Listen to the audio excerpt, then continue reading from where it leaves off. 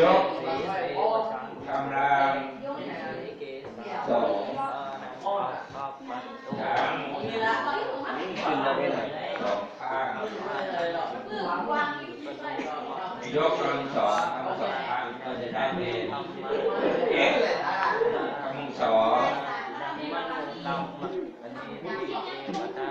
ากับ12ยกกำลังสองเราก็จะได้เป็น x คูณค่าที่สอง x คูณกันสองครั้งได้เลยนักเรียนก็ได้ x ตัวเดียวนะครับค่าที่สองของค่าที่สองสองคูณสอง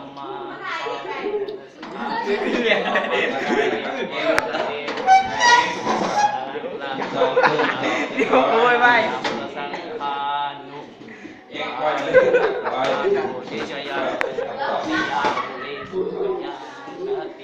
เร็วเร็วเร็วเร็วเร็วเร็ว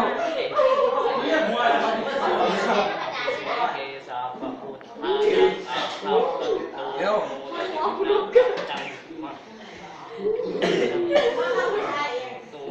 นุมนต่อไปข้อข้อห้าลงไปเอาไหมเดี๋ยวชูมันต้องถ่ายกันลงเลยโอ้ยว่าเป็นบ้านมันสุด